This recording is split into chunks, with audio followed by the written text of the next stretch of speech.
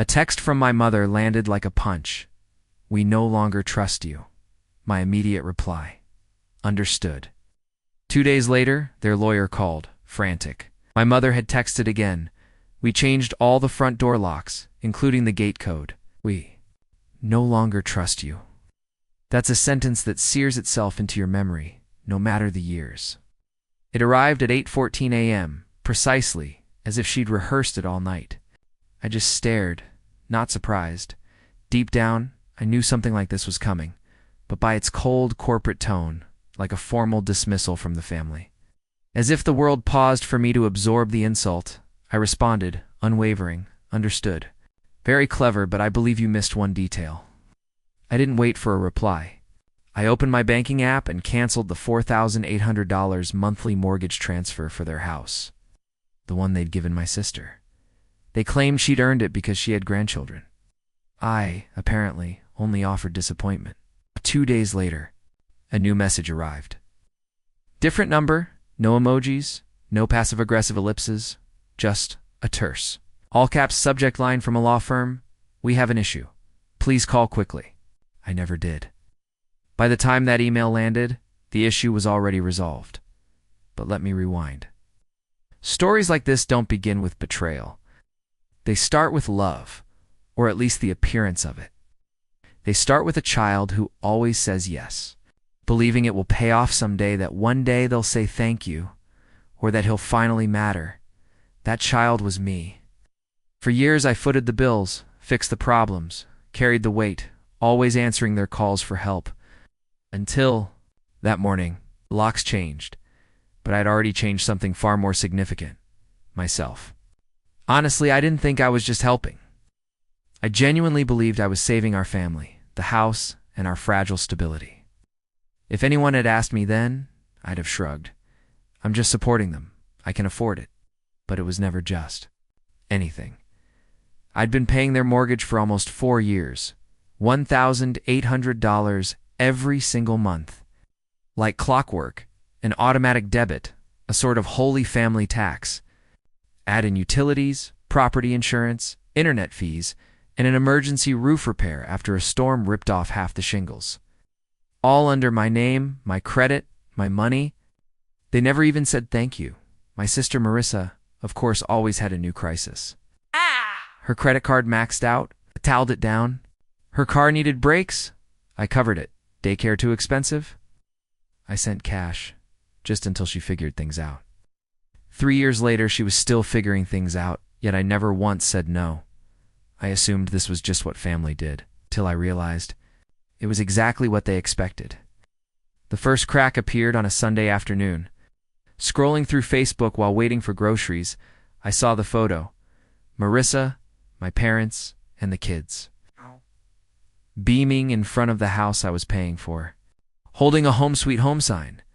Marissa's present, my mother's caption read, "So proud of our daughter for building a future we can all share. This home is in the right hands." I reread it, incredulous. Marissa's home, right hands, no mention of me, no tag, no photo credit. Not even a passing "we're grateful for Jordan's support." Just their smiles on a porch I funded.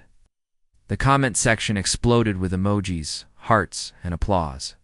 "She's such a strong woman. You're lucky to have her. She's incredible support for your family." Even my aunt chimed in. "Marissa, you deserve every inch of that house." I wanted to hurl my phone, but I just stared, as if at a fresh bruise I wasn't ready to touch. Days later, I called the bank to confirm the mortgage was still in my name. It was, but then the woman on the phone casually remarked, "Looks like a request was submitted last week to change the primary contact to a Ms. Marissa Harper." My heart seized. "They didn't finish the verification," she explained, "but the documents are processing." I hung up, my mind reeling. I checked my statements, and there it was. An extra $2,400 missing from my checking account. It transferred to a card I hadn't authorized. I recognized the number: Marissa's emergency visa, the one I'd used to bail her out when she was temporarily unemployed 2 years ago. Messaged her calmly. "Me. Have you used my card again?" "Marissa, Jordan, don't make this a big deal. We needed groceries. The kids needed shoes." I thought we were still sharing that one. "Me. No, we were not. She didn't reply, but my mother did. Honey, Marissa's going through a lot right now. She'll repay you. Let's not make a fuss over a few dollars. A few dollars for me was $2,400. But if Marissa missed a phone payment, it was a disaster.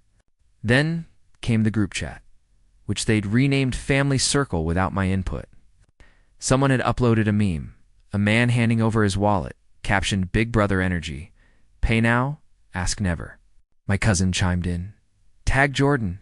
Yo, can we get you to cover my student loans too? Even my father joined in. Only if you name your child after him. Gotta keep the donor happy. I stared at the screen. No one defended me. Not even a joke too. Soften the blow. I exited the chat. They added me back. I left again and blocked them all. But none of that compared to Friday.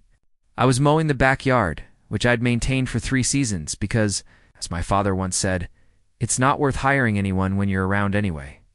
The mower sputtered, and I paused for water. The kitchen window was open. That's when I heard my mother and Marissa. Their voices were clear, piercing, and natural, as if this wasn't their first time. Marissa chuckled. Did you see his face when I told Aunt Karen the house was mine? He didn't even blink, like a puppy happy to sniff the plate. My mom giggled. It's almost done. Once the paperwork's through, he won't be able to say a thing. He's the one who insisted on keeping it in his name. That's on him. Then Marissa again. Honestly, it's better this way. He's always been distant, like a guest with a wallet. And then came the words that sealed my fate. Mom, he's not family anymore. He's just a sponsor. I froze, bottle in hand, water dripping. Like blood through my fingers. I felt it. The absolute end of whatever illusion I'd been clinging to. Not relatives, but a sponsor. They didn't know I was listening. They didn't see me walk away. But that moment, that statement, shattered something that had been crumbling for years. And I swear something new began to grow in its place. Pure resolve, free of rage or anguish. They didn't expect me to appear. The invitation. Stiff white with gold trim and embossed script. Read. Please join us in celebrating Diane Harper's 60th birthday. No signature, just from your family. 60 guests, a large venue, full catering, a slideshow. I heard it was a legacy event. I didn't RSVP. I didn't call. I simply circled the date in red and prepared.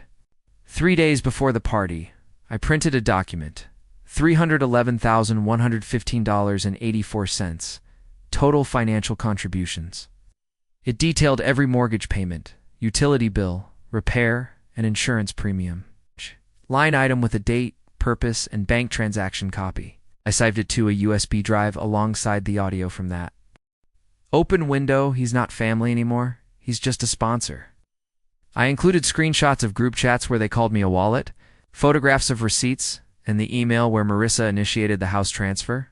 If she truly owned the house, she was responsible for the loan.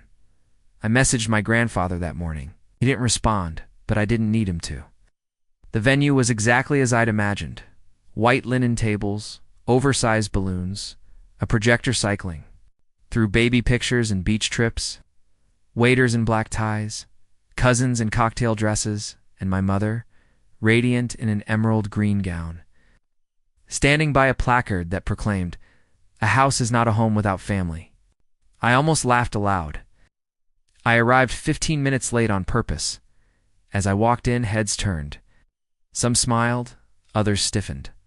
Marissa caught my eye, blinked twice, attempted a faint smile, and turned back to the crowd. I didn't falter, simply took a seat at the back.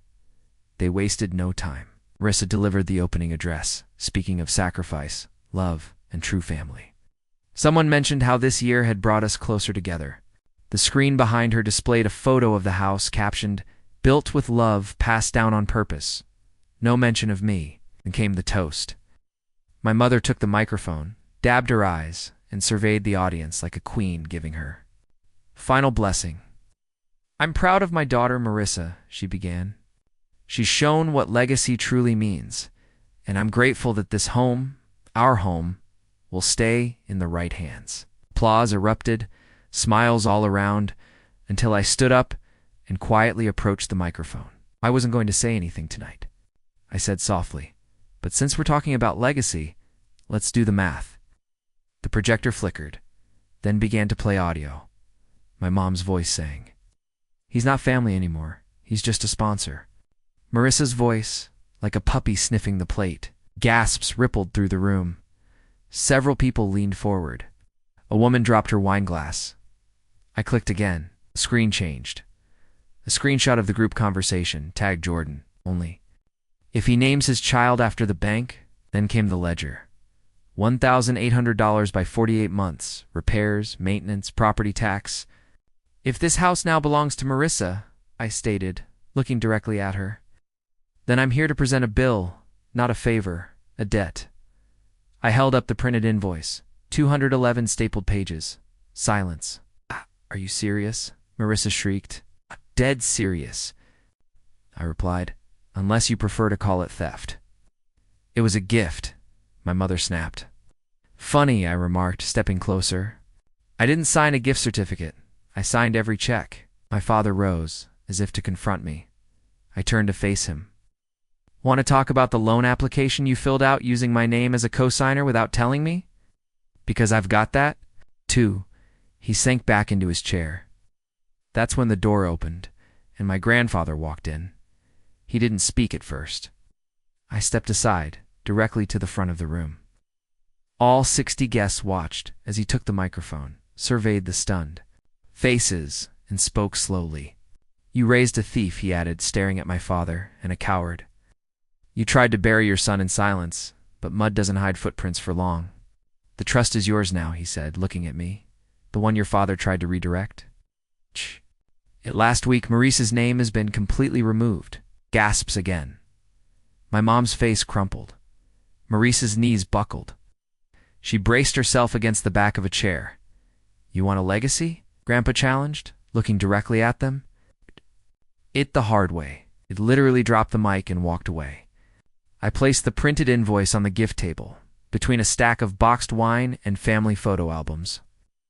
You changed the locks, I announced, loud enough for the back row to hear. I changed my future. I'm not your donor. I'm your debt collector. Then I walked out. I didn't stay for cake.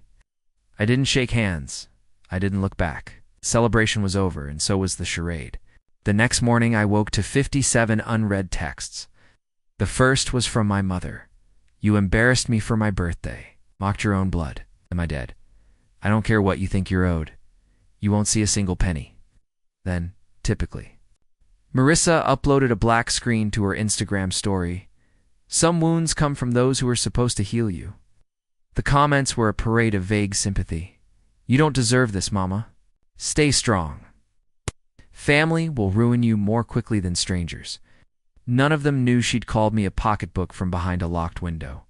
Neither of them had seen the invoice. But someone else had. 2 days later, I got a call from an unknown number. Pure curiosity made me answer. Greg Harper, the voice said, calm and clear.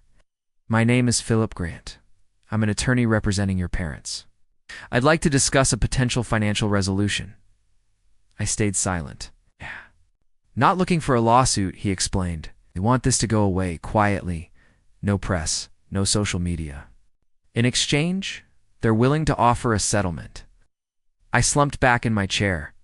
Let me guess, I replied. Half the amount I'm owed in exchange for silence. A reasonable amount, he remarked stiffly, given the informality of the arrangement. I almost laughed. Philip, I countered, I have every receipt, every deposit. I have audio of them mocking me, their voices on tape admitting what they did. I'm aware, he replied, his tone rigid.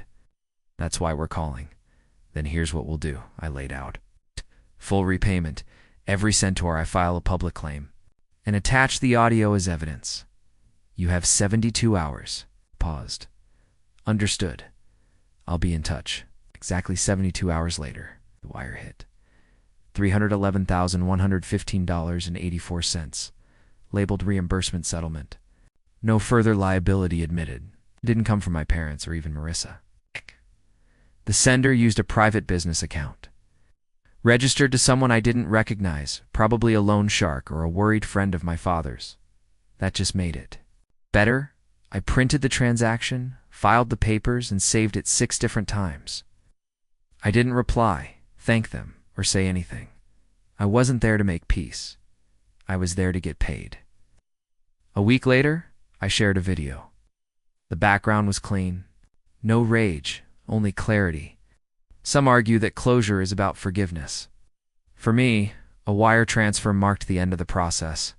$211,723.84, the cost of 4 years of silence, obedience, and funding another person's fantasy. They called me a sponsor after first calling me family. Now they might say I'm settled. I blurred the account numbers, leaving the total visible. This isn't about hatred, this is about facts. And facts come with receipts. The post went viral again, even more so this time. Therapists shared it. Adult children of toxic parents related to it. One guy DM'd, saying it encouraged him to cancel his mother's auto lease. I didn't respond. That day my father left a voicemail. So that's it? Do you honestly believe money can heal everything? Do you think you've won? You are no longer part of this family? I deleted it without hearing the rest. They had changed the locks. I had altered the terms. Now, I live in a tiny modern apartment with large windows and complete silence. No family group chat. No late-night calls for immediate assistance. No guilt trips disguised as concern. People occasionally ask if it hurts being done with them. It doesn't. Because the reality is, I'm not finished. I'm free. Freedom costs exactly $311,115.84. People keep asking if I feel lighter now. If cutting off my family brought me peace, closure, or whatever word people use to mean. Did it work? The answer is simple. I don't feel lighter. I feel clearer. Because calm isn't synonymous with weightlessness. It sometimes comes with gravity. Grounded, firm sense that you're finally on your own side. After everything, they vanished precisely as I predicted. No calls, no letters, no we miss you. Just silence. Not the kind that hurts, but the kind that affirms the truth. I was never their son. I was a service member. And when I stopped working, I stopped mattering. 2 months later, I finally learned to love mornings. The way sunshine seeps through clean windows. The sound of coffee brewing instead. Of text notifications. No group chats begging for favors. Hey, can you transfer some cash quickly? No passive-aggressive. Guess who hasn't phoned their mother recently? My phone is quiet. My hands are steady. And I've stopped waiting for people to ask how I'm doing, unless they genuinely care about the response. People who only know part of the story still ask, but they're your family. I nod. Yes, just as a cage remains a home if you've never known. Anything else? But I stepped outside, and the air out here doesn't demand proof of my usefulness. I don't tell the entire tale anymore. Not until someone has earned it. There's no excitement in reliving trauma, only exhaustion. So today, when people wonder why I'm not close to my family, I just explain that I stopped mistaking access for affection. It usually shuts them up. I used to check my old accounts to see if anyone had reached out. They hadn't. Not once. Number A. Apologies, no explanations, not even a guilt trip disguised as care. There was nothing but silence, as if I had never existed. As if $211,723.84 of my existence was an administrative error they corrected by erasing me. Fine, let them pretend. They excel at pretending. What's the worst part? They undoubtedly believe. I still care that I'm out here stewing in rage, waiting for an apology, secretly hoping they'll change. I am not. I've seen them for what they are, and when the mask slips that far, you don't wait for it to come back on. You walk away. You don't check your rearview mirror. Forgiveness. That's a word people use as a blanket when they're feeling guilty and want your comfort without having earned it. Forgiveness necessitates acknowledgement, accountability, and regret. They provided none of that, so I'm not returning anything. My therapist once asked me, what would you say to them now if they were in front of you? I thought about it. I sat in that chair, breathing gently, trying to visualize their faces, those familiar masks formed over years of denial and deception. I said nothing. I wouldn't say anything because it would imply they still have access, but they don't. There is no key anymore. No emergency contact, no bank accounts with shared permissions, no numbers saved just in case. I removed all traces of them from my life, not out of spite, but out of necessity. That's pretty much how survival works. It doesn't come with fireworks. It simply comes with locked doors and a clean slate. Sometimes I imagine them telling people I cut them off because of money, that I was always distant, that I'd lost it. Sure, let them. Let them keep their softened, flattering versions where they're victims of the ungrateful child who dared to say no. They need fiction. I have the facts. Facts don't beg. They don't whine. They don't tremble under inspection. Facts sit stationary. They wait. They endure. Just as I did. Now I live. Not in a fairy tale. Not in retribution.